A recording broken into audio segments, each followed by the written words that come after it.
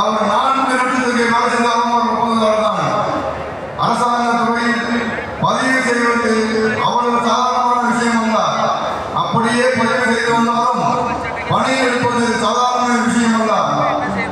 95ஆம் ஆண்டு காலடி வைத்த நான் 2021ஆம் ஆண்டு ஒரு சங்கத்தின் தலைவராக இந்த துறையில் என்றால் எனது வாழ்க்கை மிகவும் போராட்டத்துக்குரியது.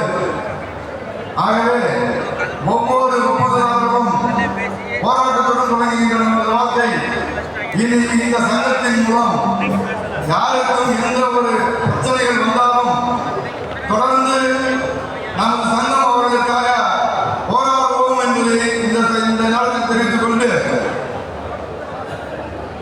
இங்கே வந்திருந்து இந்த மாநாட்டிற்கு நன்கொடை கொடுத்து இந்த மாநாட்டை சின்ன மாநாடாக நடத்த வேண்டிய இந்த மாநாட்டை பெரிய மாநாடாக நடத்த சொன்ன பல ஒப்பந்ததாரர்களில் டிபி கன்ஸ்ட்ரக்ஷன், கிரிதரன், தங்கவேலு, வீராசாமி, சுகுமார், வெங்கடேசன், வாசுதேவன், துளசிராமன், நாமக்கல்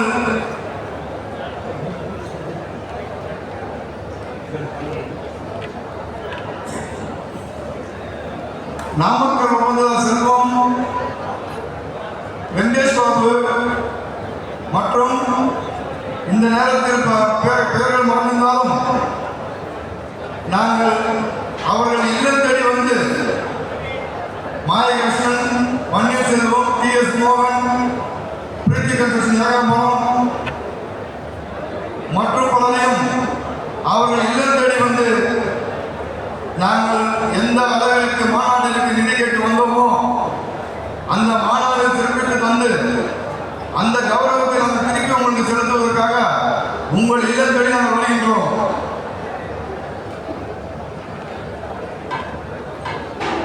யார் பெயராக விடுபட்டிருந்தால் எங்களை மன்னிக்குமாறு உங்களை கேட்டுக்கொண்டு எனக்கு வாய்ப்பளித்த அனைவருக்கும் நன்றி நன்றி நன்றி என்று கூறிக்கொண்டு விடுவிக்கின்றேன். நன்றி, வணக்கம்.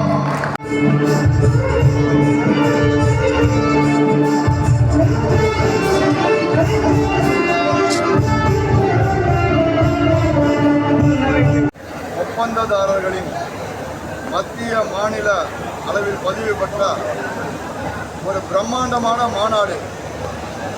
இது 170 வருஷத்துக்கு பின்னாடி நடக்கக்கூடிய முதல் மாநாடு இதுதான்.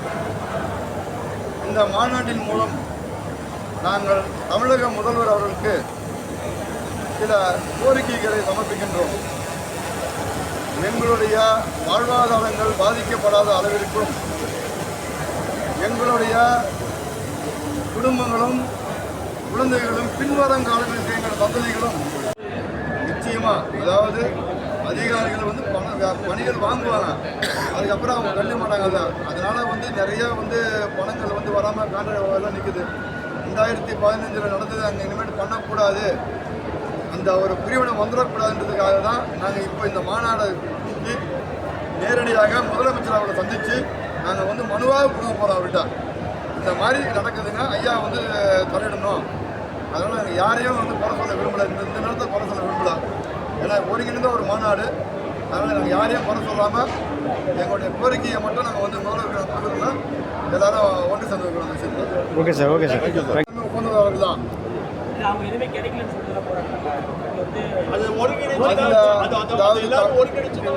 தமிழகத்தை பொறுத்த வரைக்கும் ஒப்பந்ததாரர் சங்கத்திலேயே அனைத்து விஷயத்தையும் தொடர்ந்து இன்றைய 2015 நடந்த ஒரு மிகப்பெரிய ஒரு சம்பவம் ஒன்று இருக்குது. அதை பண்ணும்போது நம்ம இன்றைய முதல்வர் அன்னைக்கு அந்த கட்சியின் பொருளாதாரம் இருந்தாங்க. 2 தடவை அவர்கள் என்னிடம் நேரடியாக தொலைபேசி பேசியுள்ளார்கள். தளபதி அவர்கள் நேரடியாக என்னிடம் தொலைபேசி 2 முறை பேசியுள்ளார்கள். மறைந்த ஐயா கலைஞர் அவர்கள் 3 முறை எனது பெயரை சொல்லியே முரசொலியில் 3 நாள் தொடர்ந்து அவர் பக்கம் பக்கமாக எழுதினார். இது சரித்திரம். தமிழகத்தில் உள்ள அனைத்து ஒப்பந்ததாரர்களுக்கும் எங்கள் சங்கம் என்றால் என்னன்னு எல்லாருக்கும் தெரியும். நாங்கள் இன்னைக்கு வரைக்கும் நியாயமாக நடத்தக்கூடிய சங்கங்க தான். எல்லா சங்கங்களும் வருவாங்க. அதே சங்கம் இப்போ பார்த்தீங்கன்னா திருவள்ளூர், காஞ்சிபுரம், செங்கல்பட்டு, நாமக்கல், திருச்சி, மதுரை, திருநெல்வேலி, விழுப்புரம், கடலூர் அனைத்து மாவட்ட தலைவர்களும் வந்து முன்னே அடைஞ்சிருக்காங்க இங்கே. அப்படின்னா என்ன கோரிக்கைன்னா எல்லாருடைய கோரிக்கையுமே ஒரே கோரிக்கை தான். நாங்கள் பிரிஞ்சிருந்தோம், இப்போ எல்லாரும் ஒன்றா சேர்ந்து பொருள் கொடுக்குறோம். இந்த மாநாட்டில் தான் இங்கே ஒரு சங்கம் ஒன்று உருவாகிருக்குது. அதை நான் உங்கள் முன்னாடி இப்போ சொல்லிடுறேன். அனைத்து துறை ஒப்பந்ததாரர்கள் நல கூட்டமைப்பு சங்கம் என்று இந்த சங்கத்தை இன்னைக்கு உருவாக்கியிருக்கோம் சங்கத்தை. அது தமிழ்நாடு முழுக்க உள்ள அனைத்து ஒப்பந்ததாரும் அது ஒன்றாக கூடி அதில் கேட்க போகிறதா அந்த நல வாரியம். அது இல்லாமல் எங்கள் குடும்பத்தில் நாங்களோ எங்களை சார்ந்தவங்களோ இறந்துட்டா எங்கள் குடும்பத்துக்கு 50 லட்சம் எங்களோட நிதியிலேருந்து தான் கேட்குறோம். நாங்கள் அரசாங்க நிதியிலேருந்து கேட்கல, எங்கள் நிதியிலேருந்து எங்களுக்கு எங்கள் குடும்பத்துக்கு வரணும். இன்சூரன்ஸ் பணம் குடும்பத்துக்கு 30 லட்ச ரூபா கொடுக்கணும். யாருடைய பணமும் தவிர எங்களோட பணம் தான். அதுக்காக தான் நாங்கள் அந்த நல வாரியத்தை நாங்கள் கேட்குறோம். இதை ஒருங்கிணைப்பதற்காக இன்னையிலிருந்து நாங்கள் தொடங்குகிறோம். அடுத்த வருடத்திற்குள்ள அது இந்த மாநாடு இன்னும் பிரம்மாண்டமாக திருச்சி மாநகரத்திலே நாங்கள் நடத்துவோம் என்றது முன்னாடி எல்லாருக்கும் முன்னாடி நாங்கள் வாக்கு கொள்வோம். Okay sir. ஆனால் 70 தான் labours regulation and abolition act வந்தது. அதை கொடுத்ததே திமுக தான். அப்படிப்பட்ட கட்சி தான் ஆட்சியில் இருக்கு. அதனால் அந்த ஆக்ட் படியே அவ்வளோ பிரச்சனைகளை